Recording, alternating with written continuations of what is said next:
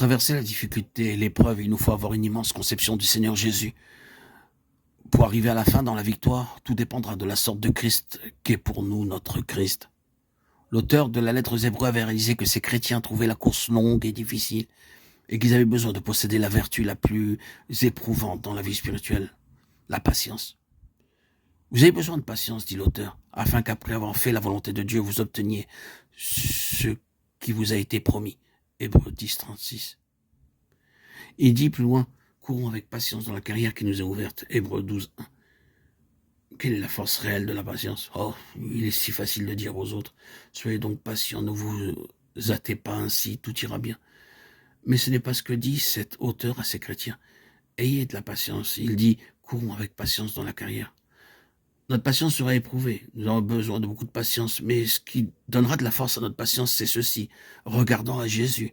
Hébreux 12, 2. Si nous regardons à nous-mêmes, nous abandonnerons la course et nous le ferons aussi si nous regardons à ceux qui nous entourent.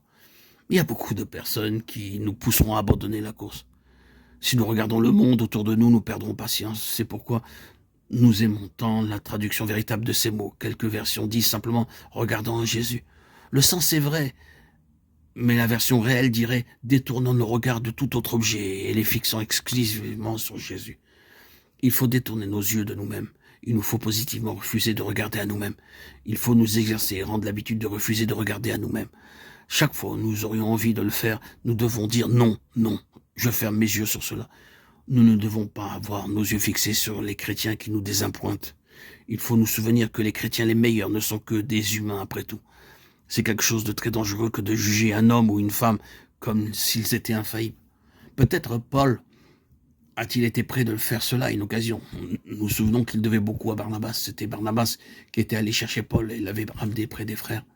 Je pense que lorsque certains des apôtres virent Saül de Tarse franchir la porte, ils se tinrent à l'écart de lui. Mais Barnabas le prit par la main et l'amena en disant « Ne craignez pas, frère, il a rencontré le Seigneur Jésus, il est désormais un compagnon de Christ, il est un avec nous. » Alors, ils le reçurent. Ce fut Barnabas qui amena Paul à Antioche, une église qui était dans le besoin à ce moment-là. Les chrétiens avaient besoin d'un ministère puissant et Barnabas leur avait dit « Je connais l'homme dont vous avez besoin. » Il avait amené Paul à Antioche et l'avait ainsi introduit dans le ministère de sa vie. Paul devait beaucoup à Barnabas, duquel il était dit c'était un homme de bien, plein de Saint-Esprit, acte 11, 24. Peut-être Paul avait-il mis Barnabas sur un piédestal. Mais ensuite arriva ce jour terrible où Barnabas tomba du piédestal. Nous nous souvenons de la division qui s'était créée entre les chrétiens juifs et non-juifs, et le nouvel ordre de Christ demandait qu'ils soient tous un, mangeant et buvant ensemble. Pierre avait appris cette leçon dans la maison de Corneille. Cependant, le jour arriva où de nouveau s'éleva toute cette question au sujet des Juifs et des gentils mangeant et buvant à la même table. Ce fut une dispute très forte et un jour très critique. Jacques était venu avec quelques-uns des autres frères de Jérusalem et Pierre avait quitté la table. Il craignait Jacques et ses autres frères de Jérusalem. Il dit « Je ne dois pas faire voir à ses frères anciens que je mange avec les gentils, les non-juifs. » Et Paul dit, les autres juifs usèrent de la même dissimulation, de sorte que Barnabas lui-même fut entraîné par leur hypocrisie. Galates 2,13. Pensons simplement à cela. Barnabas, je n'aurais jamais pensé que Barnabas puisse agir de la sorte. J'aurais cru qu'il était au-dessus de cela. Je suis très certain que ce fut un coup terrible porté à la confiance en l'homme pour Paul. Mais s'il avait continué à fixer ses yeux sur Barnabas, personne ne sait ce qui aurait pu arriver. Il dut détourner ses regards de Barnabas pour les fixer sur Jésus.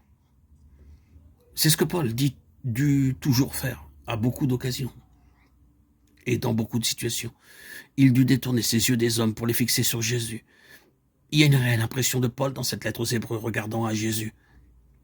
Quel que soit l'auteur de cette lettre, l'ombre de Paul la couvre. Son influence s'y retrouve partout. Et il a certainement été appelé à regarder à Jésus. Si nous fixons nos yeux ailleurs que sur le Seigneur Jésus, nous faiblissons.